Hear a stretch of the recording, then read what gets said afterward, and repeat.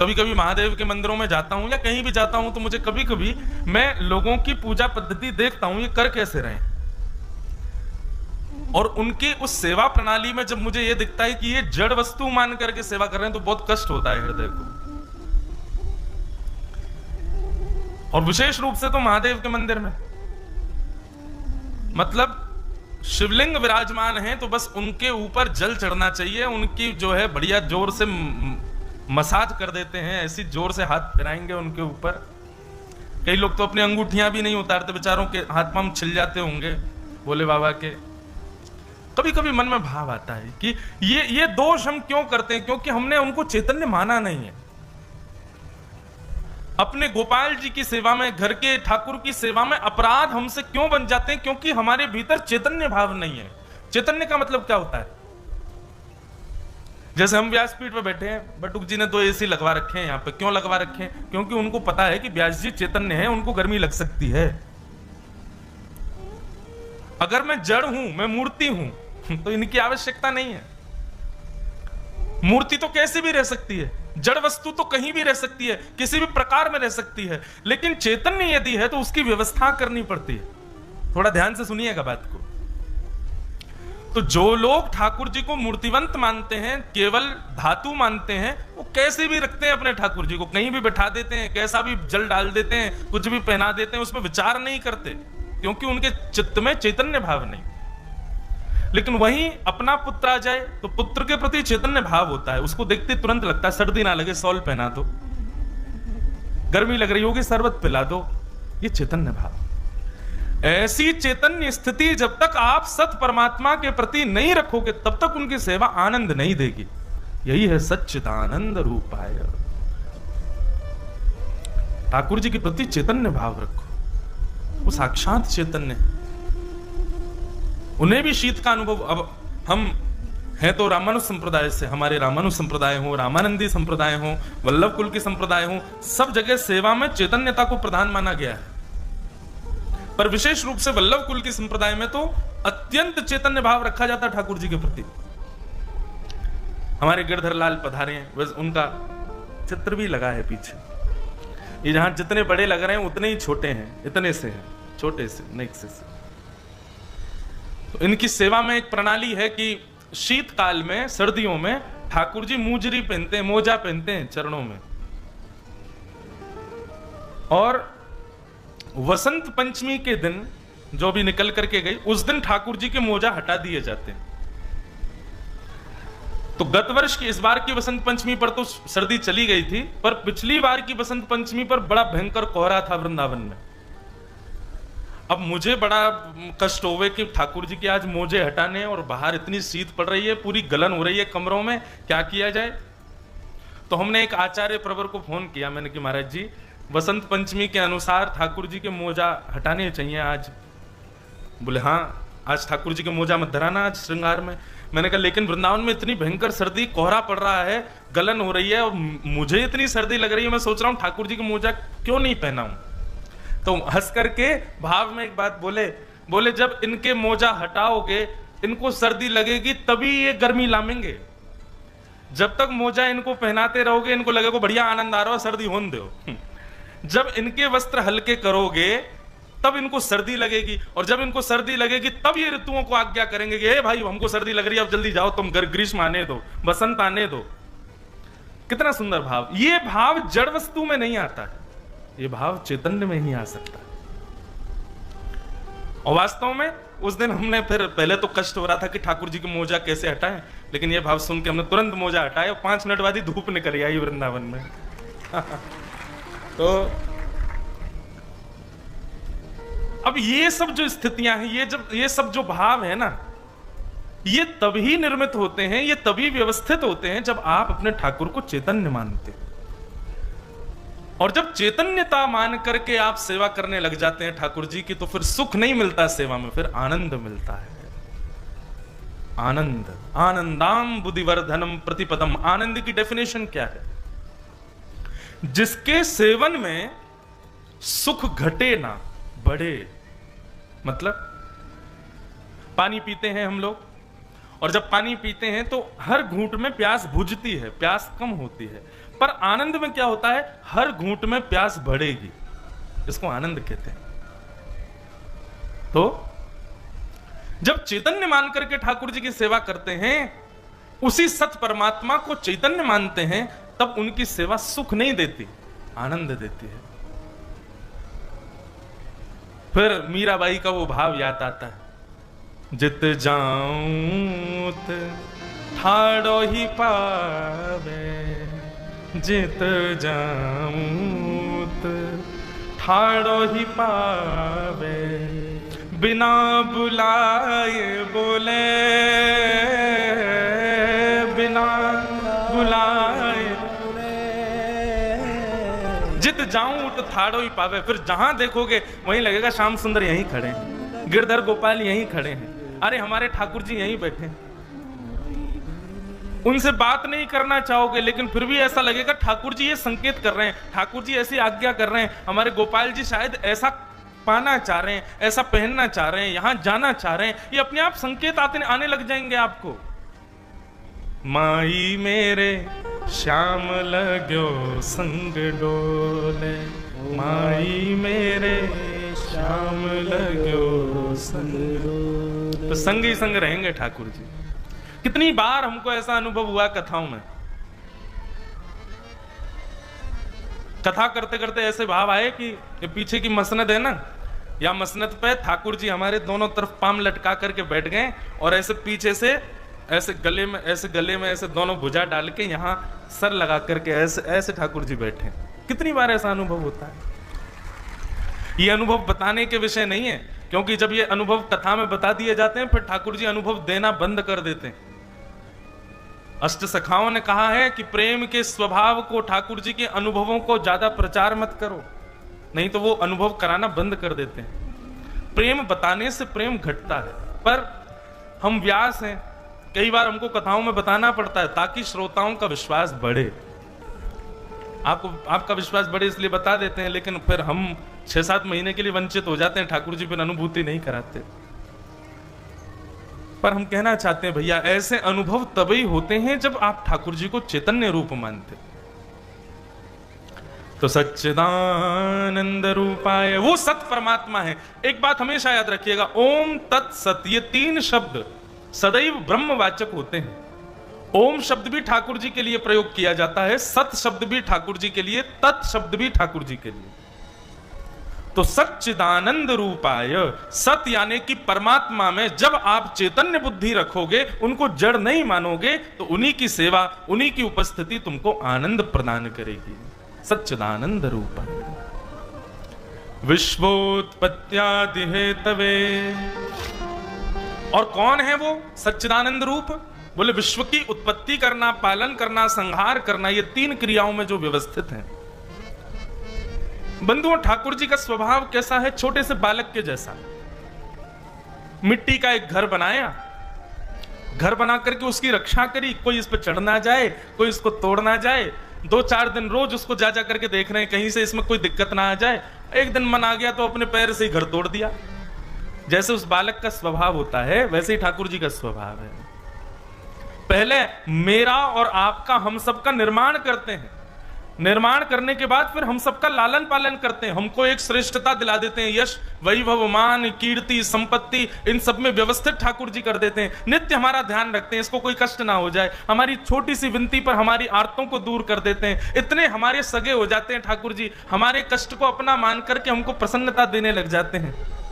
लेकिन एक दिन ठाकुर जी का मन आ जाता है और हम मानव रूपी मिट्टी के इस ढांचे को ठाकुर जी ध्वस्त कर देते। विश्वोत्पत्त्यादि हेतवे, बनाते भी वही हैं, पालन करता भी वही है और संहार करता भी वही है। विश्वोत्पत्त्यादि हेतवे तापत्रय विनाशाय, 3 प्रकार के तापों का जो विनाश करते हैं। मैं कथाओं में खूब कहा करता हूं, ठाकुर जी कभी दुख दूर नहीं करते, सदैव दुख से मिलने वाली पीड़ाओं को दूर करते हैं। दुख तो जीवन में आते हैं, पर उसकी पीड़ा का अनुभव नहीं होता। पीड़ा का, जैसे अभी हम थक रहे हैं, अभी हमको कोई पीड़ा हो रही है, अंतरंग है, लेकिन कथा कहने के लिए जैसे बैठे हैं तो लग नहीं रहा कि अब कोई पीड़ा है, अब कोई दिक्कत है, अब कोई कष्ट है। ठीक वैसे ही पीड़ा तो होगी, कष्ट तो जीवन में आएगा, लेकिन उसका अनुभव नहीं कराने देते, अनुभव नहीं होने देते। ये ठाकुर जी की कृपा है। तापत्रय विनाशाय श्री कृष्णाय वयम नुमः। ऐसे श्री कृष्ण को हम बारंबार प्रणाम करते हैं, ऐसे श्री कृष्ण को हम बारंबार नमन करते हैं। तो रूप, कर्म और स्वभाव 3 इस श्लोक में बताए गए। श्री कृष्णाय वयम नमः। ऐसे श्री कृष्ण को हम बारंबार प्रणाम करते हैं। अब यहां से महात्म प्रारंभ होता है। महात्म सुनाते हुए वर्णन करते हैं कि 88,000 शौनकादि ऋषि नैमिषारण्य क्षेत्र में मानव कल्याण के लिए यज्ञ करने के लिए व्यवस्थित हुए, मानव कल्याण के लिए यज्ञ कर रहे थे। अच्छा बंधुओं, एक बात बताइए, हमारा कल्याण किस में है? मानव के कल्याण का मतलब क्या होता है? इस पर कभी विचार किया आपने? हम आपसे प्रश्न कर रहे हैं व्यासपीठ से, कल हमको उत्तर चाहिए व्यासपीठ पे। जो जो उत्तर देगा बढ़िया लिख के लाइएगा कहीं उत्तर, यहाँ व्यासपीठ पे हमारे आने से पहले धर देना। जिसका उत्तर बढ़िया लगा हम मंच से बोलेंगे। प्रश्न क्या है? मानव का कल्याण क्या है? मानव के कल्याण की विधा क्या है और कल्याण है किसमें? ये मानवीय कल्याण, इसका मतलब क्या होता है? अब वैसे तो आज की कथा में मैं ही थोड़े बहुत संकेत तो दे ही दूंगा, लेकिन फिर भी अपनी बुद्धि से सोच के आना। बहुत धन कमा लेना मानव कल्याण है, बहुत यश हो जाना मानव कल्याण है। एक प्रकार से यहां आप सब लोग मुंडी हिला के मना तो कर रहे हो, लेकिन मानते आप सब भी यही हो कि धनवान होना कल्याण है। विदिशा में कोई धनवान हो जाए, निश्चित है आप भी 4 लोगों से उसकी चर्चा करते हो, भाई जीवन हो तो ऐसा हो, देख क्या बढ़िया है, कल तक कुछ नहीं था, हमारे संग गिल्ली डंडा खेलता था, कैसा इसका बुद्धि देखो क्या बढ़िया हो गई, अब जाकर के जो है। ऐसे बात करने वाले लोग बहुत मिलते होंगे आपको। एक हमारे पंडित जी बड़े दुखी, क्योंकि महाराज हमारे संग गांव में पढ़ो छोरा, 6 में 2 बार फेल है गयो। मैंने की तो बोले हम आचार्य किए हुए ब्राह्मण हैं, वो 6 में 2 बार फेल हो गया, आज दुबई में नौकरी कर रहा है, बहुत बढ़िया घर बना लिया। सब लोग ऐसे ही दुखी रहते हैं। इसका मतलब क्या है? हम कल्याण उसी को मानते हैं।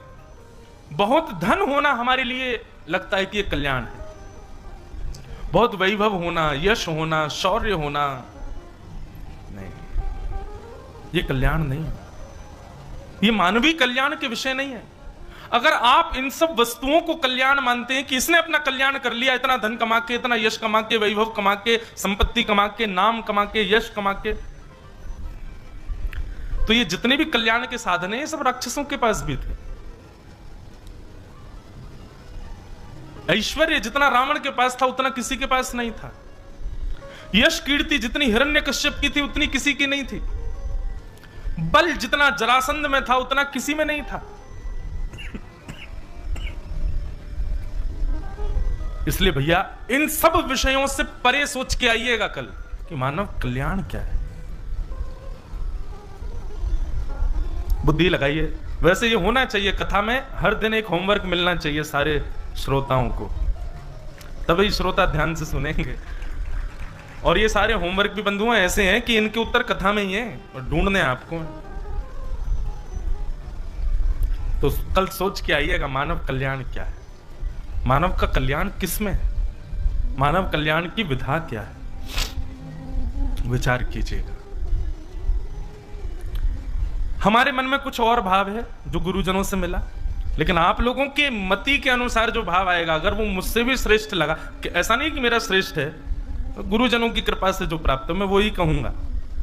लेकिन अगर आपका और सुंदर लगा तो मैं निश्चित मंच से कहूंगा कि हाँ देखो ये किसी ने बताया है, ये अच्छा भाव है। और बाकी कथा ध्यान से सुनो, आपको कथा से ही उत्तर मिल जाएगा। शौनकादि ऋषियों ने यज्ञ किया नैमिषारण्य में, परंतु उस यज्ञ से मानव कल्याण होगा इसकी उनके हृदय से आवाज नहीं आ रही थी कि ये यज्ञ करने से मानव कल्याण होगा। कई बार ऐसा होता है, हम कोई क्रिया करते हैं तो क्रिया शरीर तो करता है, लेकिन चित्त कहता है कि पता नहीं ये क्रिया करने में कुछ लाभ है कि नहीं, उचित है कि नहीं। कई लोग आते हैं, युवा आते हैं, महाराज जी हम जॉब करते हैं, हम ऑफिस जाते हैं या कहीं भी कुछ भी करते हैं, करते तो हैं, सैलरी तो मिलती है, लेकिन पता नहीं मन बड़ा उच्चाटित रहता है, करने का मन नहीं होता। वास्तव में ऐसी स्थिति जहां बने ना, वहां त्याग ही कर देना चाहिए। लाभ चाहे आपको अन्य स्थिति से कितना भी मिल रहा हो।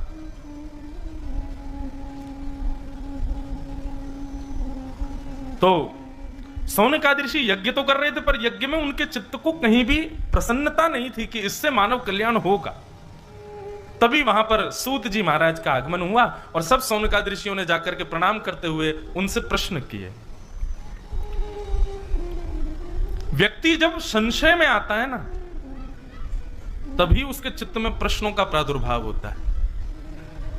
एक बात सदैव याद रखिएगा, आप यदि भगवत भागवती कथा सुनते हैं, रामचरितमानस सुनते हैं, आदि आदि ये प्रश्न आप ये सब भगवत वार्ताओं के प्रति आपका लगाव है, लेकिन संशय फिर भी बना हुआ है चित्त में, तो कहीं ना कहीं आप श्रवण में कोई ना कोई अपराध करते हो, इसीलिए संशय। नहीं तो वैष्णव का एक स्वरूप ये होता है कि वो कभी उसके दिमाग में कुंठा नहीं होती, उलझने नहीं होती, वो सदैव सुलझा रहता है। हर स्थिति में वो कभी फंसेगा नहीं, कभी असमंजस उसके जीवन में नहीं आ सकता।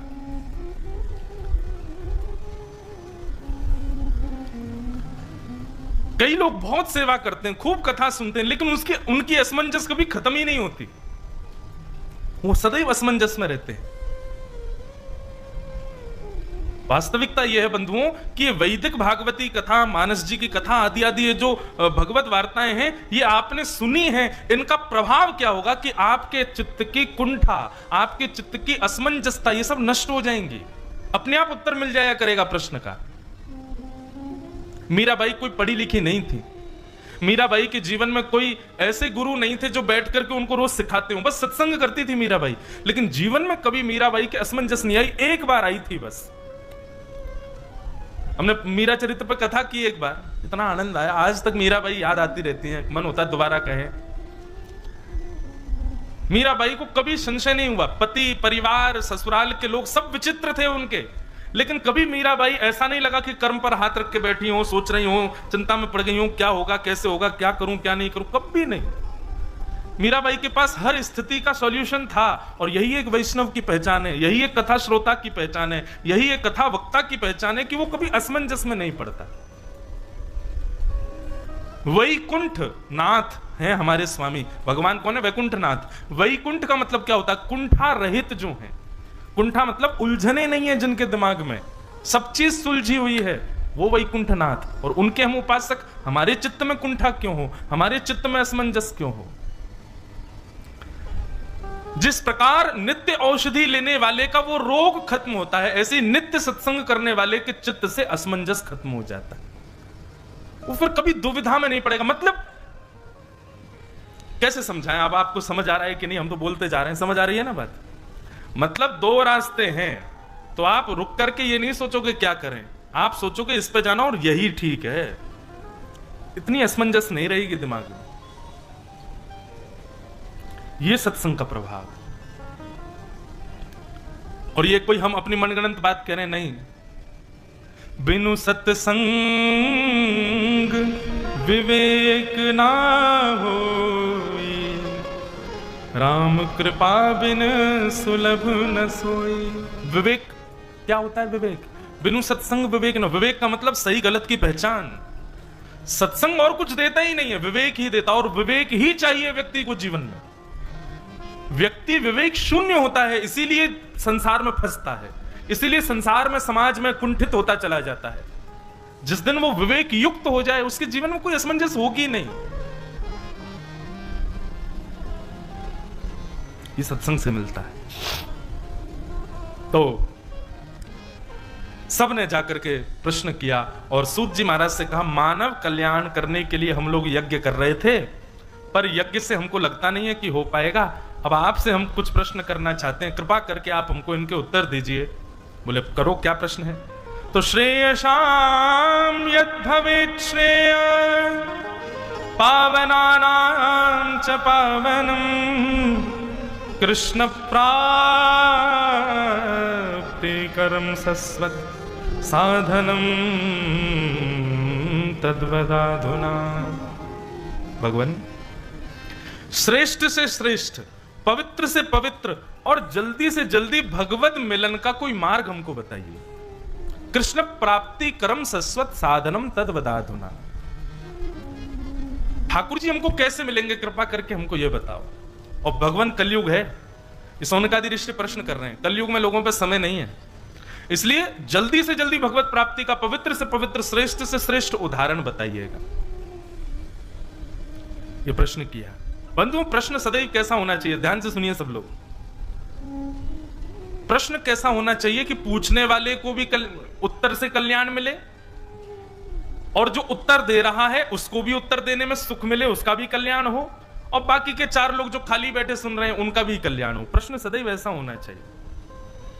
ऐसे प्रश्न नहीं होने चाहिए कि बस हमारा उत्तर मिल जाए, सीताराम चल दो। प्रश्न सदैव गुरुजनों से कभी करने का अवसर मिले तो ऐसा प्रश्न करो जो बताने वाले, सुनने वाले और पूछने वाले तीनों का कल्याण। अब यहां प्रश्न क्या किया?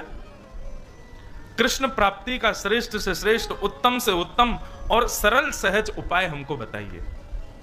एक प्रश्न किया और उस एक प्रश्न में ही 88,000 सौनकादि ऋषि बैठे हैं और सूत जी महाराज व्यास मंच पर बैठ करके कथा सुनाते हैं। ऐसा प्रश्न होना चाहिए।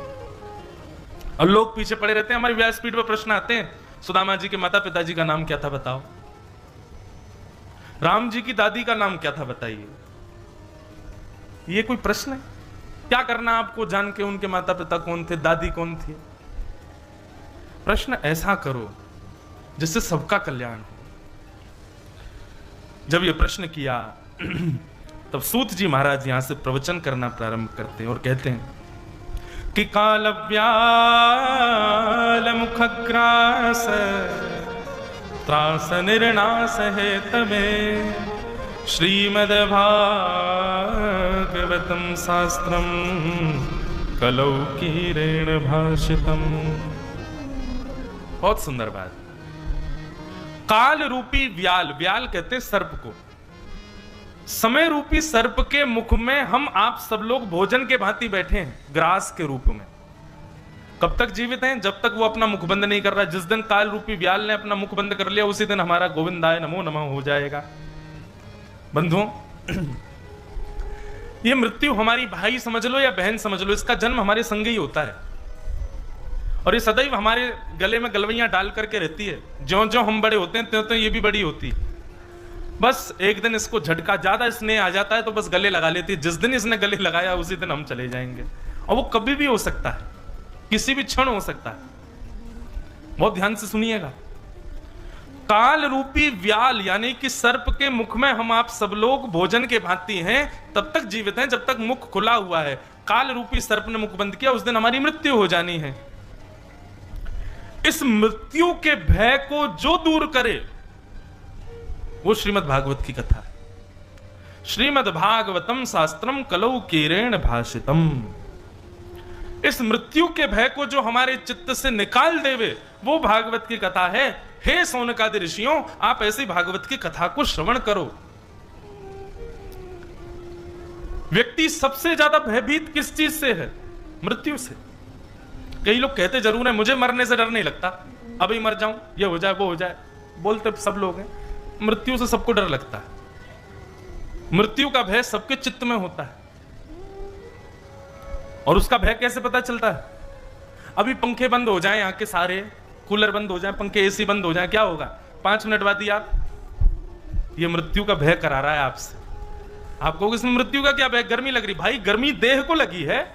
ये देह जो अपना अभिमान प्रकट करता है ये इसीलिए तो करता है कि उसको मृत्यु का भय रहता है। आपकी मन बुद्धि भले ही मृत्यु के भय से कभी कभी ऐसे शहंशाह बन के बोल देते हो कि हमको डर नहीं लगता, लेकिन नहीं, आपका देह भयभीत रहता है। अभी आंधी तूफान आ जाए और पीछे का जो पंडाल है वो थोड़ा सा हिलने डुलने लग जाए तो 2-4 तो भाग जाएंगे यहां से, कहीं गिर नहीं जाए। मृत्यु का भय रहता है। हवा तेज चले तो कण उड़ के आंख में आते हैं, आंख अपने आप बंद हो जाती है। क्यों बंद होती है? मृत्यु का भय। भोजन करते समय कोई खीरा, खट्टा खीरा कुछ आपको मार नहीं देगा, वो मुख में अगर आ जाए तो तुरंत हम निकाल देते हैं, तुरंत अजीब सा मुख हो जाता है। ये मृत्यु का भय है। आपकी मन बुद्धि संकेत भले ही कर रही, नहीं मैं भयभीत नहीं हूं, लेकिन आप हो, आपका तन कहीं ना कहीं भयभीत रहता है मृत्यु से। इसलिए छोटी छोटी वस्तुओं में भी आपको विचलित कर देता है। कथा बैठ के सुन रहे हैं और 5-10 मिनट में आसन बदलने लग जाएं, यूं हो गए, पैर लंबे हो गए। कोई तो बेचारे कई जगह कथा में ऐसे श्रोता मिलते हैं, वो महाराज 4 घंटे उनको देखे, मैं देखता ही नहीं। फिर क्यों? वो बस यूं सोचते मैं यहां बिस्तर लग जाए, मैं लेटे ही जाऊं। कैसे बैठे भैया? ये सब मृत्यु का भय कराता है। ये तन की क्रियाओं में बदलाव होना, ये मृत्यु का भय है। इसलिए आप कह नहीं सकते कि आप मृत्यु के भय से परे हो। पर श्रीमद् भागवतम शास्त्रम कलौ कीरेण भाषितम, अगर आपने निश्चित रूप से श्रीमद् भागवत के आश्रय को स्वीकार कर लिया और आद्योपांत श्रीमद् भागवत के सुंदर रसास्वादन का पान कर लिया, तो निश्चित है मृत्यु का भय नष्ट होकर के मृत्यु का उत्सव प्रारंभ हो जाएगा जीवन में। मतलब फिर देह अभिमान नहीं करेगा, फिर ये छोटी छोटी चीजों से आपको विचलित नहीं होगे। धीरे धीरे तन आपका हर प्रकार की स्थिति में सम होने लग जाएगा। अभी अपमान में बुरा लगता होगा, लेकिन कथा धीरे धीरे सुनने लग जाओगे, फिर कभी अपमान होगा तो उससे कोई फर्क नहीं पड़ेगा आपको। अभी भोजन में स्वाद कम होने पर विचलित हो जाते होंगे, लेकिन कथा धीरे धीरे सुनते रहोगे, सुनते सुनते एक दिन ऐसी स्थिति आएगी, भोजन कैसा भी हो पेट भरना चाहिए बस हमारा, चाहे उसमें स्वाद है नहीं है, इससे आपको ज्यादा विचलितता नहीं होगी। कथा सुनते सुनते धीरे धीरे ऐसी स्थिति हो जाएगी कि एसी नहीं हो, पंखा ही है, बस चलेगा, कोई बात नहीं, पंखा भी खिड़की दे दो भाई, हम इसी में ही रह लेंगे। मतलब कथा आपको ऐसा बना देगी कि आपके देह को फिर स्थिति परिस्थिति से फिर कोई फर्क नहीं पड़ेगा। आपकी चित्त, आपकी बुद्धि, आपका तन, वो हर प्रकार की स्थिति में सम होने लग जाएगा। ऐसी स्थिति बनने लग जाएगी कथा सुनने के बाद। हम लोग संतों के आश्रम में जाते हैं या पूर्वाचार्यों के यहां जाते हैं। स्वामी श्री हरदास जी महाराज कहां बैठते थे, स्वामी श्री हरदास जी कहां पाते थे, श्री हितरवंश महाप्रभु कहां बैठते थे, क्या उनकी स्थिति देखो, वृक्ष के नीचे बैठे हैं, गंगा के किनारे कुटिया बना के रह रहे हैं, कहीं भी खा ले रहे हैं, कहीं भी सो जा रहे हैं, कुछ भी कर ले। क्यों? क्योंकि तन की स्थिति ऐसी हो जाती है कि फिर उसको किसी भी चीज से प्रभाव और अभाव का अनुभव नहीं होता है। ये सत्संग का प्रभाव। मृत्यु का भय नष्ट हो जाता है कथा सुनने वाले का। मैं तो कहता हूं कथाओं में कि कथा सुनने वाले श्रोता मृत्यु से भयभीत नहीं होते, मृत्यु का इंतजार करते हैं। उनके लिए तो मृत्यु उत्सव बन जाती है। कैसे? ये 7 दिन की कथा क्या है? ये 7 दिन की कथा हमारे श्याम सुंदर के साथ भामर हैं। हर दिन आप कथा सुन रहे हो, मतलब एक भामर, एक फेरा आपका पूर्ण हो रहा है ठाकुर जी के साथ। आज एक फेरा हो गया, कल दूसरा, तीसरा, 16 तारीख तक 7 फेरे हो जाएंगे। 7 फेरे के बाद फिर पूर्णाहुति होगी। पूर्णाहुति में सब लोग जाकर के अपने अपने हाथ से थोड़ी थोड़ी आहुति दे दोगे। उसके बाद ब्याह पढ़ाने वाले हम हैं, हम तो चले जाएंगे। आप सबका ब्याह श्री कृष्ण के साथ हो जाएगा 7 दिन में। और ब्याह होने के बाद में फिर क्या होगा? आप कहोगे महाराज जी ब्याह तो हो गया, तो ब्याह होने के बाद ससुराल जाना चाहिए।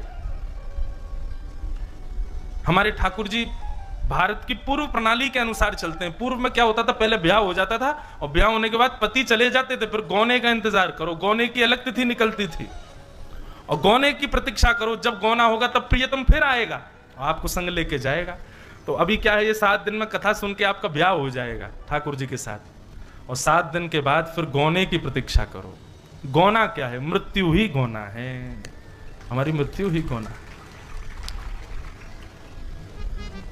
कई लोग खुश होकर ताली बजा रहे, कई लोग दुखी हो गए। मृत्यु गौना मृत्यु गौना है। उस दिन परिवार के 4 सदस्य जिस प्रकार पालकी में बहू को लेके जाते हैं, ऐसे हमको लेके जाएंगे। हमारे ऊपर जैसे बहू नई दुल्हन जाती है तो उसके ऊपर कुछ डालते हैं ना, क्या सामग्री डालते हैं, ऐसे जब लेके जाते हैं उस देह को तो उस पर भी बतासे डाले जाते हैं, क्या क्या चीजें डाली जाती हैं। उसका श्रृंगार किया जाता है, तिलक विलक लगाया जाता है, शुद्ध नदी के जल से स्नान कराया जाता है, उसको वस्त्र आभूषण वस्त्र आदि पहनाए जाते हैं, बढ़िया उसको तैयार करके ले जाते हैं और चिता रूपी पालकी में ले जा करके हमको बैठा दिया जाता है। अग्नि रूपी विमान जैसे ही प्रज्वलित होता है, तुरंत प्रियतम आकर के हमारा हाथ पकड़ लेते हैं और ले जाते हैं अपने धाम को, ले जाते हैं अपने स्थान को। निरंतर कथा में रमने वाले के लिए मृत्यु भय का कारण नहीं होता। निरंतर कथा में रमने वाले तो मृत्यु की प्रतीक्षा करते हैं कि ब्याह तो हो गया, अब गौना कब होगा हमारा, गौने की प्रतीक्षा करते हैं। तो ये मृत्यु का भय दूर करती है भागवत की कथा। और भयभीत तो कई लोग नहीं होते, कई कई बड़े बड़े राक्षसों को मरने से डर नहीं लगता, बड़े बड़े डाकुओं को मरने से डर नहीं लगता, परंतु श्रीमद् भागवत सकारात्मक रूप से आपकी बुद्धि, विवेक और चित्त से मृत्यु के भय को दूर करती है। मृत्यु के भय का दूर होने का मतलब क्या है? बोले अरे चला दो मेरे ऊपर बाण, नहीं डर लगता मुझे, चला दो गोली, नहीं है मुझे भय। ये मृत्यु का भय दूर होना नहीं होता है। मृत्यु का भय दूर होने का मतलब यह है कि मृत्यु आए उससे पहले पहले मैं अपनी सारी दूषित स्थितियों को सुधार लूं।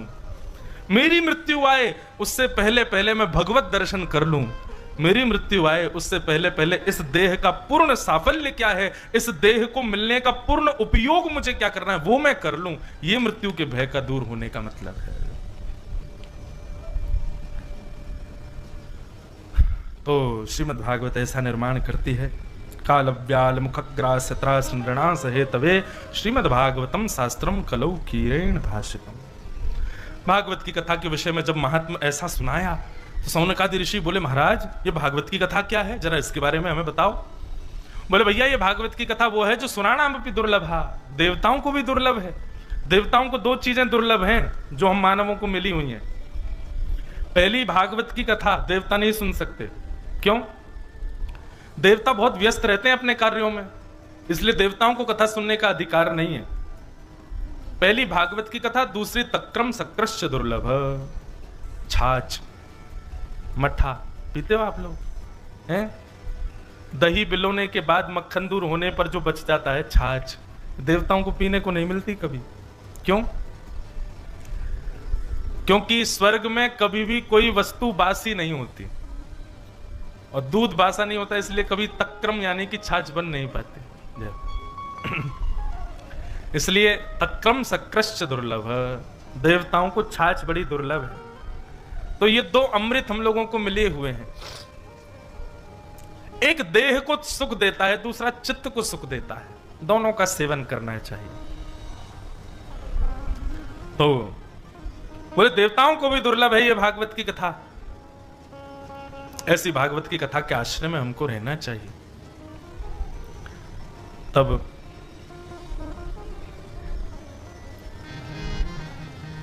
प्रश्न किया महाराज ये भागवत की कथा सबसे पहले किसने किसको सुनाई, जरा इसके बारे में विस्तार कीजिए। तब विस्तार करते हुए यहां पर कहते हैं कि एकदा ही विशालाया चत्वार ऋषयो मला सत्संगार्थम समायाता ददृशस्तुत्र नारद। एक बार की बात है, बद्री विशाल में 4 ऋषि भ्रमण कर रहे थे। कौन कौन? सनक, सनंदन, सनातन, सनत कुमार। और चारों ने नारद जी महाराज को देखा। नारद जी को देखते ही चारों ने पूछा, कथम ब्रह्मन दीन मुखम कुतश्चिंतातुरो भवान। हे ब्रह्मन, तुम इतनी चिंता में क्यों लग रहे हो? क्या बात है, तुम्हारे चेहरे से ऐसा क्यों लग रहा है कि तुम बड़े चिंतित हो? बंधुओं, मानव की पूर्ण पहचान उसका मुखमंडल करा देता है। बहुत ध्यान से सुनिएगा सब लोग। एक और चीज, सत्संग करने वाले की दृष्टि ऐसी हो जाती है कि वो किसी का चेहरा देख करके परख सकता है कि ये व्यक्ति सत्संगी है कि नहीं। आपकी नहीं पता, पर हमको तो ऐसी हो गई है कि इतने लोग मिलते हैं, व्यक्ति के केवल उपस्थित होके उसके मुखमंडल की आकृति मात्र से इतना अनुभव तो हो जाता है कि ये सत्संगी है कि नहीं। ये कोई चमत्कार नहीं है, ये सत्संग की विधा है। सत्संग आपको इतना अनुभवी बना देता है कि आपके नेत्रों के आगे जो आएगा आप उसके चेहरे को देख के पता कर लोगे कि ये सत्संगी है कि नहीं। प्रणाम करने की स्थिति से पता चल जाता है कि गुरुजन उपाश्रित है कि नहीं। उसके उठने बैठने चलने और शब्दों के प्रयोग से पता चल जाता है कि ये कितना सत्संग करता होगा। सत्संग का प्रयोग बता देता है, उसकी स्थिति बता देती है कि सत्संगी है कि नहीं। तो चेहरे से ये पता चलना कि ये थका हुआ है, चेहरे से ये पता चलना ये प्रसन्न है, चेहरे से ये पता चलना उदास है, ये सामान्य बात है। पर चेहरे से ये तक पता चल जाना कि ये व्यसनी है, चेहरे से ये तक पता चल जाना ये कामी है, ये भोगी है, लोभी है, ईर्ष्यालु है, ये सत्संग की कृपा होती है। सत्संग करने वाले व्यक्ति को ऐसी दृष्टि मिल जाती है, वो अनुभव कर लेता है सामने वाले से। तो नारद जी महाराज के मुख को देख करके सनत कुमारों ने कहा कि भगवान आप इतने चिंतित क्यों लग रहे हो, क्या बात है? तब नारद जी कहते हैं, बोले भगवान क्या बताऊं, बड़ा विचित्र हो गया मेरे साथ। तो बोले क्या? बोले पृथ्वी की बड़ी प्रशंसा होती है देवलोक में, और प्रशंसा सुनकर के मैं पृथ्वी पर भ्रमण करने के लिए गया, लेकिन पृथ्वी तो बिल्कुल उल्टी है, जैसी सुनी वैसी तो कुछ भी नहीं है। और ये बात निश्चित है बंधुओं, पृथ्वी पर विद्यमान जितने स्थान हैं सबकी प्रशंसा सुन लीजिएगा, पर जब आप वास्तविक रूप से उस स्थान पर व्यवस्थित होगे तो वो स्थान उतना सुख नहीं देगा जितनी उसकी चर्चा सुख दे रही थी। बहुत ध्यान से सुनिएगा, एक बात, एक सूत्र बता रहे हैं। सांसारिक वस्तु और भगवत संबंधी वस्तु दोनों में अंतर क्या है? सांसारिक वस्तु चर्चा से बड़ी सुंदर लगती है, लेकिन जब आप उसका उपभोग करोगे तो वो उतनी बढ़िया नहीं लगती जितनी चर्चा में बढ़िया लग रही थी। जैसे अब भोपाल में कोई खाने की वस्तु हो, उसकी कोई बहुत प्रशंसा करे, अरे महाराज वहां की वो कचौड़ी खा लेना, अरे तुम याद कर लोगे, अरे ऐसी है वैसी है, जे है वो है, आदि आदि। आप अपने योग बनाया, जाके खाने के लिए गए, जैसे ही आपने खाई तो बोले यार इतनी तो बढ़िया नहीं है जितनी तुम प्रशंसा कर रहे थे। ये हमने केवल एक वस्तु के बारे में कहा, लेकिन संसार की हर वस्तु ऐसी है, वो चर्चा में सुख देती है लेकिन उपभोग में सुख नहीं मिलता। लेकिन भगवत वार्ता जितना सुनने में सुख देती है, अनुभव में उससे कई गुना ज्यादा सुख मिलता है। यह अंतर है। आप यहां कथा सुन रहे हैं, सुनने में जितना सुख मिल रहा है, इसी वार्ता का जब आप अनुभव करोगे ना, तो अनुभव तो स्थिति ऐसी कर देगा कि बस जैसे कबूतर का पंख आकाश से ऐसे लहराता ना, ऐसे लहराओगे आकाश में, इतने हल्के अनुभव करोगे अपने आप को, ऐसी स्थिति में पहुंच जाओगे। कभी ठाकुर जी ने यदि इतना सा भी संकेत, कोई अनुभव, सांकेतिक अनुभव भी यदि करा दिया, आप प्रसन्न हो जाओगे। यही अंतर है संसार में और आध्यात्म में। आध्यात्मिक स्थिति केवल बड़ी बड़ी बातें नहीं है, उसका अनुभव कीजिए एक बार, वो अनुभव चर्चा से ज्यादा सुख देता है।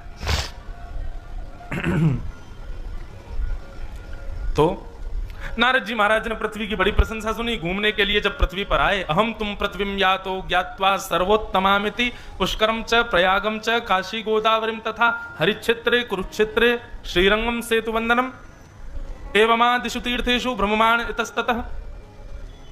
नारद जी महाराज बोले पृथ्वी पर जब मैं भ्रमण करने के लिए गया तो बोले मैं तीर्थ क्षेत्रों में गया, तब मेरी ये स्थिति हो गई। कहीं मैं गैर तीर्थों में चला जाता तो क्या होता? तीर्थों में जाकर के मैंने क्या देखा? बोले सब कुछ बिल्कुल उल्टा है। तीर्थ तो बड़े पवित्र हैं, तीर्थों की नदियां बड़ी पवित्र हैं, तीर्थों की महिमा बड़ी पवित्र है, पर तीर्थ आने वाले लोगों से अनुभव किया गया तो उनके स्वभाव, व्यवहार और बुद्धि ये तो बड़ी संकीर्ण है। कैसी है? बोले सत्यम नास्ति तपः शौचम दया दानम न विद्यते उदर भरिणो जीवा बराका कूट भाषण। बहुत सावधानी से सुनना। सत्यम नास्ति, सत्य तो कोई बोलता ही नहीं है बंधुओं। कभी आपने, अभी जैसे श्रावण का महीना आएगा तो श्रावण के महीने में लोग व्रत करेंगे और फिर दुनिया में गाएंगे, तुमको पता हमने एक महीना से हम केवल फल खा के जी रहे हैं, तुमको पता हम ऐसे कर रहे हैं, आपको पता महाराज जी हम एक समय व्रत कर रहे हैं, बस मतलब एक समय खा रहे हैं और कुछ नहीं कर रहे। इतना व्रत आप लोग गिनाते हैं, आप लोग नहीं मतलब दुनिया के लोग।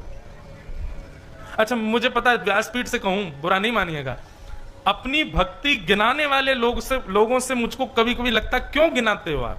कभी पाप तो गिनाए नहीं, कभी दूषित कर्म तो गिनाए नहीं, कितना झूठ बोलते हैं इसकी गिनती तो है नहीं, फिर हम माला कितनी करते हैं ये क्यों गिनाते हो? हम मंदिर कितना जाते हैं ये क्यों गिनाते हो? साल में वृंदावन कितनी बार गए इसकी गिनती क्यों? रोटी की गिनती करते हो कितनी खा ली हमने? ठाकुर जी को क्यों गिनते रहते हो? फिर ये गिनती करनी है ना तो अपने दूषित कर्मों की करो, ठाकुर जी के प्रेम की गिनती कभी नहीं होनी चाहिए। लोग पूछते महाराज जी कितनी माला जपें, कितना नाम जप करें, कितनी देर सेवा करें, उसमें कोई अवधि नहीं होनी चाहिए। यथाशक्ति जितनी तुम्हारी शक्ति हो करो, उसमें कोई नियम नहीं होना चाहिए। तो नारद जी महाराज कहते हैं भगवान सत्यम नास्ति, लोग सत्य नहीं बोलते। आप एक दिन ऐसा बता दीजिए कि सुबह उठने से रात्रि सोने तक आपने एक भी झूठ ना बोला हो ही नहीं सकता। कोई ना कोई झूठ तो बोलते हैं। सत्यम नास्ति, शौचम नास्ति, पवित्रता नहीं है। बाहर की पवित्रता भले ही है, भीतर से दूषित है हम सब लोग। सत्यम नास्ति, शौचम नास्ति, दया नास्ति, दया नहीं है हमारे अंदर। दानम नास्ति, उदर भरिणो जीवा, केवल एक चीज पर हमारा ध्यान केंद्रित रहता है, ऐसा कुछ करें हमारा पेट भरा रहे, हमारे भोजन पानी चलते रहे बस। अच्छा, आजकल एक नया ट्रेंड चला है, कथा वक्ताओं की बात कथा वक्ताओं पर ही थोप दी जाती है। अब हम ये बात कह रहे हैं, लोग हम पे ही थोप देते हैं। अच्छा महाराज जी, आप भी तो कथा इसी के लिए ही कर रहे हो आप भी तो कथा इसी के लिए कर रहे हो कि आपका पेट भरा रहे, उधर भरिणो जीवा। हाँ कर रहे हैं, हम इसी के लिए कर रहे हैं, पर इसके लिए कर रहे हैं कि कथा करने से इतना मिले कि अगली कथा भी कर सके, भगवत चर्चा कर सके, इसके लिए पेट भर जाए हमारा, कि हमारी चर्चा चलती रहे, भगवत वार्ता में विक्षेप ना आए, इतना अन्न तो मिले, इसके लिए कर रहे हैं। इसके लिए नहीं कर रहे हैं अगर कि कथा करने से इतना मिले कि खा पी करके घर जाके पड़े रहें, 5 स्टार होटलों में घूमते रहें, कहीं डोलते रहें, ऐसा इसके लिए नहीं कर रहे हैं। भोगने के लिए नहीं कर रहे हैं, इसलिए कर रहे हैं कथा कि इतना मिले, कि इतना बल तो आवे तन में कि अगली कथा भी कर सकें और नए देशों में शहरों में जाकर के भगवत चर्चा सुना सकें। इसके लिए उधर भरने की कोशिश करते हैं, अपने उपभोग के लिए नहीं कर रहे हैं। तो नारद जी महाराज बोले पृथ्वी बड़ी विचित्र थी। अब पूरा उसका वर्णन करना तो नहीं है, थोड़ा थोड़ा ही हमने बता दिया। ऐसी स्थिति देखी पृथ्वी की, तभी नारद जी महाराज वृंदावन गए और वृंदावन में यमुना जी के तट पर जाकर के देखा कि एक परम सुंदरी युवती की गोद में 2 वृद्ध लेटे हैं। युवती से पूछा तुम कौन हो? तब उस युवती ने बताया, अहम भक्ति ऋतिख्याता इमो में तनयो मतौ ज्ञान वैराग्य नामानो काल योगेन जर्जरो। मैं भक्ति हूं और ये दोनों मेरे पुत्र हैं, ज्ञान और वैराग्य। नारद जी महाराज बोले, देवी आप युवान हो और पुत्र वृद्ध क्यों? बोले क्योंकि महाराज जी भक्ति सब करते हैं पर ज्ञान और वैराग्य को कोई स्वीकार नहीं करता। सब करते हैं इसलिए मैं तो युवान हूं, मेरे पुत्रों को कोई स्वीकार नहीं करता इसलिए दोनों वृद्ध हैं। मेरे अंदर, आपके अंदर भक्ति तो खूब है पर ज्ञान और वैराग्य नहीं है। ज्ञान और वैराग्य का मतलब क्या होता है? ज्ञान का मतलब क्या है? ज्ञान का मतलब बहुत ज्यादा आपके पास में होना, यह ज्ञान नहीं होता। बहुत ध्यान से सुनिएगा, क्वांटिटी और क्वालिटी 2 चीज होती हैं। क्वांटिटी ज्यादा लोगे तो निश्चित है क्वालिटी डाउन होगी, पर क्वालिटी पर ध्यान दोगे तो क्वांटिटी ज्यादा नहीं होगी। ज्ञान भी ऐसा ही है, बहुत ज्यादा लोगे तो क्वालिटी खत्म हो जाएगी, इसलिए थोड़ा लो लेकिन क्वालिटी बरकरार रखो। रावण के पास में क्वांटिटी बहुत थी, बहुत ज्ञानी था, इतना ज्ञानी था महाराज, नए नए स्तोत्र बना करके महादेव को सुनाता था, ज्ञानी बहुत था, पर क्वालिटी नहीं थी। ज्ञान कैसा होता है? ज्ञान कहते किसको हैं? ज्ञान का मतलब बहुत ग्रंथों का, बहुत किताबों का, बहुत देशों की जानकारी होना ज्ञान नहीं होता। जीवन कैसे जीना चाहिए, बस इतनी जानकारी हो जाए तो समझो इतना ज्ञान ही क्वालिटी युक्त है, बस यही आपका कल्याण कर देगा।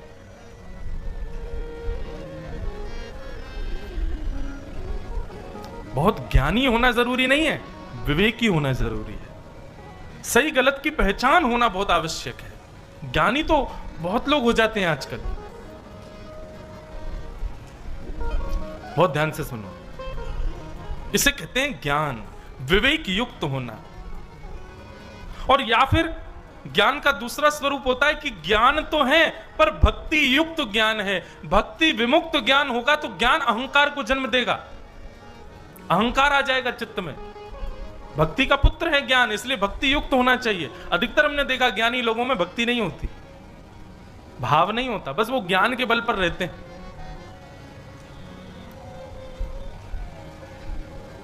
ज्ञान, तो ये भक्ति का प्रथम पुत्र है ज्ञान, यानी कि विवेक। और भक्ति का दूसरे पुत्र का नाम है वैराग्य। वैराग्य का मतलब क्या होता है? घर छोड़ दो, परिवार छोड़ दो, पत्नी बच्चों को छोड़ छाड़ दो, अपने सब व्यापार छोड़ दो, नहीं। वैराग्य मतलब राग रहित होना, इसको कहते हैं वैराग्य। राग किसको कहते हैं? राग का मतलब होता है आसक्ति।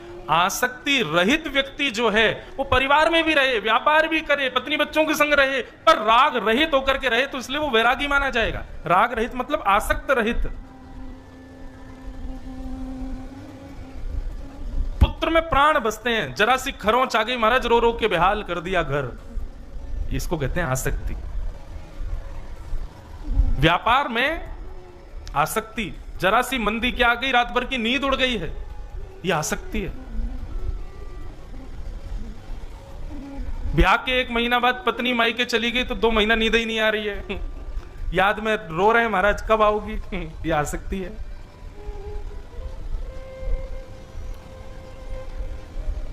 इनसे रहित जो है, पत्नी के साथ भी रहे, बच्चों के संग भी रहे, व्यापार में भी रहे, परिवार में भी रहे, सबके संग रहते हुए भी आसक्ति रहित रहे, उसकी एब्सेंस आपको विचलित ना करे, इसको कहते हैं वैराग्य। वैराग्य का मतलब सब त्याग देना नहीं होता है। कई लोग हैं सब छोड़ देते हैं लेकिन आसक्ति नहीं छोड़ पाते। मतलब पत्नी से दूर चले गए, बच्चों से दूर चले गए, घर परिवार से दूर चले गए, रात भर रो रहे हैं याद में। कैसी है ये? कोई त्याग थोड़ी है, ये कोई वैराग्य थोड़ी है। वैराग्य का मतलब वस्तु सामने है, पर वस्तु सामने होते हुए भी मन विचलित ना हो उसके प्रति, उसको वैराग्य कहते हैं। ये 2 पुत्र हैं भक्ति के। जब तक ये 2 पुत्र जीवन में नहीं आएंगे तब तक आपकी भक्ति प्रसन्न नहीं रह सकती है, तब तक आपकी भक्ति आनंद देने वाली नहीं हो पाएगी। इसलिए ज्ञान और वैराग्य को विद्यमान रखो। कभी कभी मुझे लगता है वैराग्य के विषय में, अभी बागेश्वर धाम में भी मैं कह रहा था, लोग मंगलवार का व्रत करते हैं, सोमवार का व्रत करते हैं, एकादशी का व्रत करते हैं, और व्रत में अन्न का त्याग कर देते हैं, अन्न छोड़ देते हैं। वास्तविकता में व्रत कैसा होना चाहिए?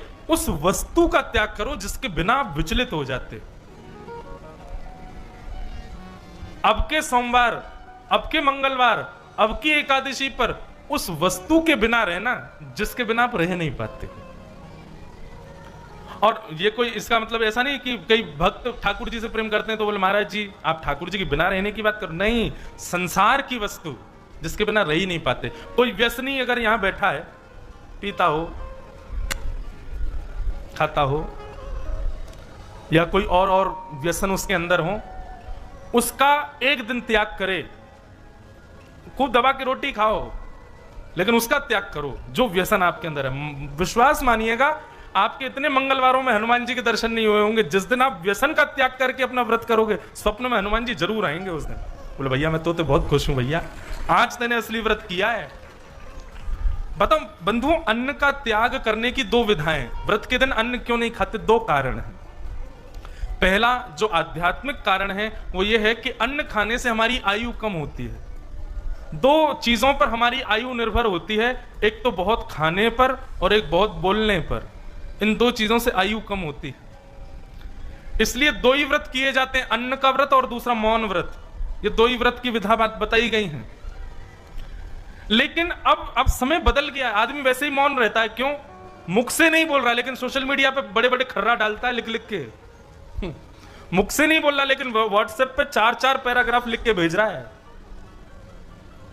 तो आजकल मौन की और अन्न के त्याग के व्रत की कोई महिमा रह नहीं गई है इतनी ज्यादा। अब व्रत बदलना चाहिए।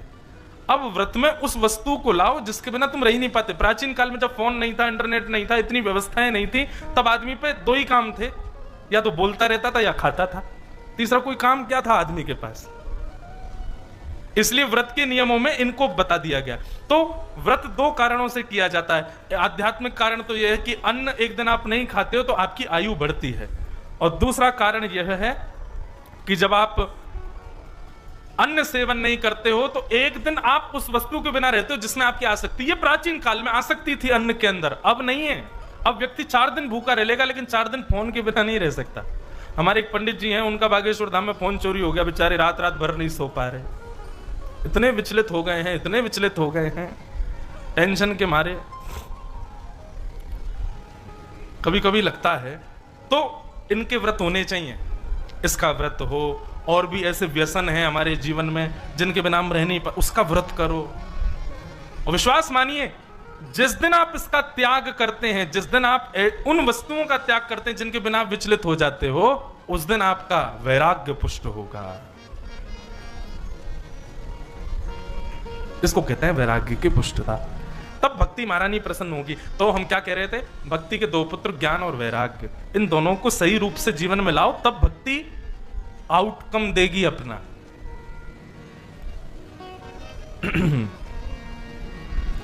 भक्ति महारानी दुखी होकर के नारद जी से कहने लगी, मेरे बालक बहुत दुखी है, नारद जी आप कृपा करो। नारद जी महाराज कहते हैं कि वृथा खेद से बाले अहो चिंता तुरो भवान श्री कृष्ण चरणाम्भोज स्मरत दुखम गमिष्यति। अरे भक्ति, तुम दुखी क्यों होती हो? ठाकुर जी के चरणार बिंदों का स्मरण करो, तुम्हारे सारे दुख दूर होंगे। बंधुओं, एक काम किया करो, कभी कभी ठाकुर जी के जिस भी मंदिर में जाओ ना, उनके रूप का दर्शन तो करना, पर चरण का चित्र नेत्रों से खींच करके चित्त में रख लेना। और जब भी जीवन में कोई कष्ट आवे, आपत्ति आवे, विपत्ति आवे, तब नेत्र बंद करके ठाकुर जी के चरण कमलों का दर्शन करते हुए उनका स्मरण करना। श्री कृष्ण चरणाम्भोजम स्मरत दुखम गमिष्यति। नारद जी कहते हैं, भगवान के चरण कमलों का जो व्यक्ति चिंतन करता है उसके सारे दुख नष्ट हो जाते हैं। इसलिए प्रयास कीजिए, जहां कहीं भी दर्शन करने जाओ, ठाकुर जी के चरणों पर दृष्टि जरूर डाला करो, ठाकुर जी के चरण कमलों का नित्य स्मरण किया करो। हो ब्रज के नंद लाला राधा जी के सांवरिया, सब दुख दूर हुए जब तेरा नाम लिया। ओ ब्रज के नंद लाला करताल बजा के गाओ। राधा जी के सांवरिया, सब दुख दूर हुए जब तेरा नाम लिया। ओ ब्रज के नंद लाला राधा जी के सांवरिया, सब दुख दूर हुए जब तेरा नाम लिया। ओ ब्रज के नंद लाला राधा जी के सांवरिया, सब दुख दूर हुए जब तेरा नाम लिया। ओ मीरा पुकारे तुम्हें गिरधर गोपाला, मीरा पुकारे तुम्हें गिरधर गोपाला, ढल गया अमृत में विष का भरा प्याला। गया अमृत में विष का भरा प्याला। ओ विष का भरा प्याला, कौन मिटाए उसे जिसे तूने राख लिया। सब दुख दूर हुए जब तेरा नाम लिया। सब दुख दूर हुए जब तेरा नाम लिया। ओ सब दुख दूर हुए जब तेरा नाम लिया। सब दुख दूर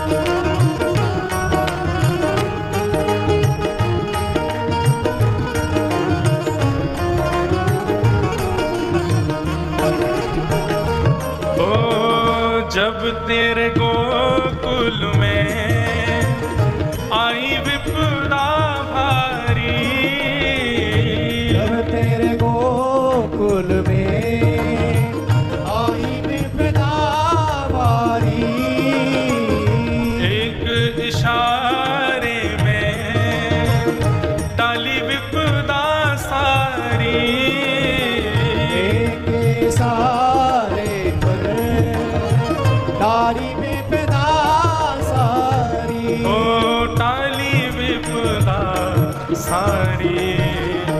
उठ गया मुड़ गया गोवर्धन, जिसे तूने राख लिया, सब दुख दूर हुए जब तेरा नाम लिया, सब दुख दूर हुए जब तेरा नाम लिया, ओ सब दुख दूर हुए जब तेरा नाम लिया, ओ सब दुख दूर हुए जब तेरा नाम भाव भाव से लिया। ओ ब्रज के नंद लाला, राधा जी के सांवरिया, सब दुख दूर हुए जब तेरा नाम लिया, सब दुख दूर हुए जब तेरा नाम आपसे गाओ करताल बजा के।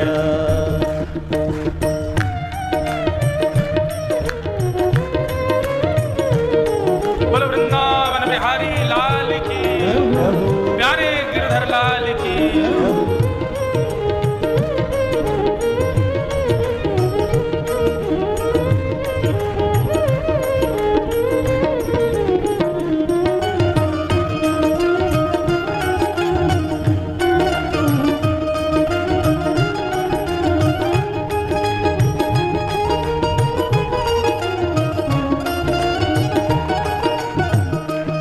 अंतिम पंक्ति, ठाकुर जी कह रहे हैं बड़ी देर से रो रहे हो, दुख है दुख है दुख है, ये कर दिया वो कर दिया, तेरा दुख क्या है? तो मेरा दुख क्या है सुनो। देख रहे हो तुम मेरे दुखड़े सारे, देख रहे हो तुम मेरे दुखड़े सारे, मेरे सारे दुख आपको पता है ठाकुर जी, पारिवारिक दुख हो, स्वास्थ्य का दुख हो, शारीरिक दुख हो, जीवन में दुख हो, सब पता है, पर सबको नजरअंदाज करो, एक अलग का दुख है उसको पूर्ण कर दो। ठाकुर जी कह रहे हैं क्या दुख है? आप हमको दिख नहीं रहे हो ठाकुर जी, सबसे बड़ा दुख है, बस इस दुख को पूर्ण कर दो नाथ। देख रहे हो तुम मेरे दुखड़े सारे, देख रहे हो तुम मेरे दुखड़े सारे, कब दर्शन दोगे मेरी आंखों के तारे, कब दर्शन दोगे मेरी आँखों के तारे, ओ मेरी आंखों के तारे, अधर पे मुरली है, कांधे पे कामरिया, सब दुख दूर हुए जब तेरा नाम लिया, सब दुख दूर हुए जब तेरा नाम लिया, अरे हाँ सब दुख दूर हुए जब तेरा नाम लिया, सब दुख दूर हुए जब तेरा नाम भाव से सब लोग। ओ ब्रज के नंद लाला, राधा जी के सांवरिया, सब दुख दूर हुए जब तेरा नाम लिया, ब्रज के नंद लाला, राधा जी के सांवरिया, सब दुख दूर हुए जब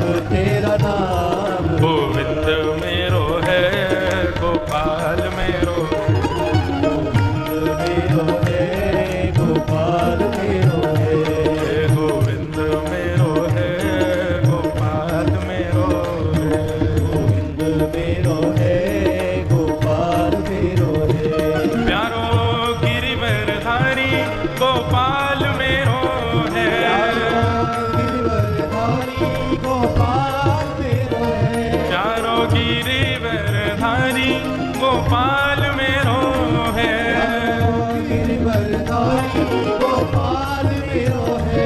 प्यारो मदन मुरारी नंदलाल मेरो है। प्यारो मदन मुरारी गोपाल मेरो है। प्यारो जुगल बिहारी गोपाल मेरो है।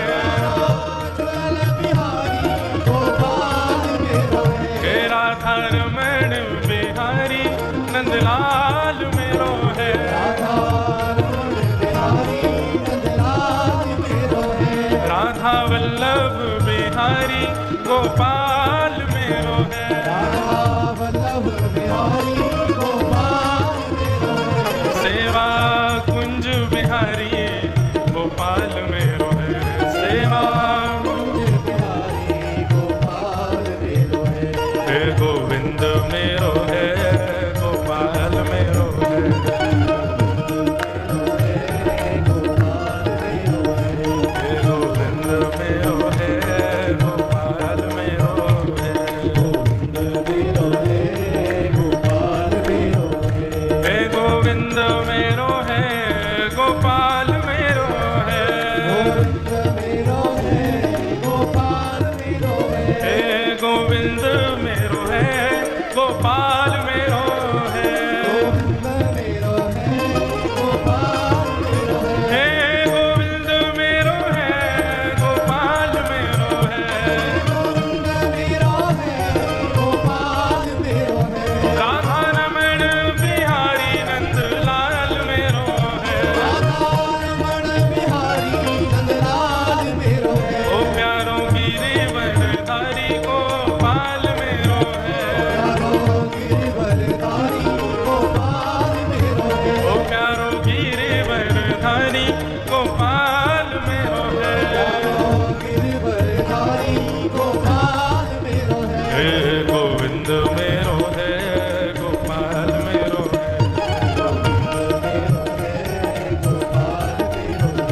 हे गोविंद मेरो है गोपाल मेरो है। श्री राधा रमण लाल की जय। तो भक्ति के दो पुत्र हैं, ज्ञान और वैराग्य। दोनों का कष्ट देख भक्ति महारानी ने नारद जी से कहा कि आप इनके कुशलता का कोई साधन बताओ। तब नारद जी महाराज ज्ञान और वैराग्य को पुष्ट करने के लिए गीता का पाठ, वेद वेदांतों का, भागवत का एवं वेदों का पाठ सुनाते हैं। तो जब तक पाठ सुनते हैं तब तक तो दोनों ठीक रहते हैं, जैसे ही पाठ पूर्ण होता है फिर वृद्ध हो जाते हैं। नारद जी महाराज ने संतों से जाकर के पूछा कि महाराज, ज्ञान वैराग्य की कुशलता के लिए ठाकुर जी ने सत्कर्म की आज्ञा की है, कृपा कर मुझे यह बताएं सत्कर्म कहते किसको है। तब नारद जी महाराज सत्कर्म पूछते पूछते बद्रीनाथ पहुंचे और बद्रीनाथ में फिर यही प्रश्न उन्होंने सनत कुमारों से किया। सनत कुमारों से पूछने पर सनत कुमारों ने उत्तर दिया है, द्रव्य यज्ञस्तपो यज्ञ योग यज्ञस्तथा परे स्वाध्याय ज्ञान यज्ञश्च ते तु कर्म विसूचका। द्रव्य यज्ञ, तप यज्ञ, योग यज्ञ, स्वाध्याय यज्ञ और ज्ञान यज्ञ, ये 5 प्रकार के यज्ञ ही सत्कर्म हैं। इनमें सबसे श्रेष्ठ सत्कर्म है किसी को ज्ञान प्रदान करना, सबसे श्रेष्ठ यज्ञ है। और ज्ञानों में भी सबसे श्रेष्ठ ज्ञान श्रीमद् भागवत का ज्ञान है। सत्कर्म सूचको नूनम ज्ञान यज्ञ स्मृतो बुधई श्रीमद् भागवतालाप सतु गीत सुखादिभि। श्रीमद् भागवत की कथा सबसे श्रेष्ठ सत्कर्म है। श्रीमद् भागवत में सब आ जाते हैं, सारी कथाएं, सारे वेदों के, सारे उपनिषदों के, सबका सार भागवत में विद्यमान है। ऐसी भागवत जी का सार है। सनत कुमारों ने कहा कि आप भागवत की कथा कराओ। तब नारद जी महाराज ने सनत कुमारों से ही प्रार्थना की कि महाराज आप ही सुना दो, आपसे बढ़िया वक्ता नहीं मिलेगा। तब सनत कुमारों ने ऋषिकेश में, आनंद वन को ही ऋषिकेश कहते हैं, गंगा के द्वार आनंद वन में आकर के श्रीमद् भागवत की कथा सुनाई। असंख्य श्रोता उसमें पधारे, देवता पधारे, ऋषि पधारे, सब पधारे। तभी समस्त उन श्रोताओं के मध्य भक्ति, ज्ञान, वैराग्य तीनों का प्रादुर्भाव हुआ। तीनों युवा हो गए। भक्ति सुतौ तौ तरणौ गृहीत्वा प्रेमैक रूपा सहसा विरासीत् श्री कृष्ण गोविंद हरे मुरारे नाथेति नामानि मुहुः वदन्ति। श्रीमद् भागवत की कथा सुनते ही भक्ति ज्ञान वैराग्य तीनों पुष्ट हो गए, तीनों युवान हो गए। बंधुओं, कथा जब आप सुनेंगे तो ऐसा होगा कि आपकी भक्ति पहले से श्रेष्ठ होने लग जाएगी, ज्ञान पहले से ज्यादा तीव्र होने लग जाएगा, वैराग्य पहले से ज्यादा कुशल हो जाएगा। परंतु हमको क्या चाहिए कि कथा के बाद भी ये दोनों तीनों कुशल बने रहें। होता क्या है, जब तक हम कथा सुनते हैं तब तक तो ये सधे रहते हैं, कथा पूर्ण होते ही तीनों फिर से वृद्ध हो जाते हैं। नहीं, इनकी कुशलता सदा बनी रहनी चाहिए। तो भक्ति महारानी इस प्रकार पुष्ट हो गई। नारद जी महाराज से कहा मैं कहां बैठूं? नारद जी ने कहा सबके चित्त में जाकर के बैठ जाओ। इस प्रकार भागवत के महात्म का प्रथम सर्ग सुनाया गया। भागवत के महात्म के दूसरे भाव में यहां से चतुर्थ अध्याय प्रारंभ होता है और कौन कौन से पापों से कथा मुक्त करती है, कैसे कैसे प्रकार के पाप करने वाले लोग कथा सुनने से पाप रहित हो जाते हैं, यह बताया गया। कि के विशुद्ध्यन्ति वदन्तु मह्यं सप्ताह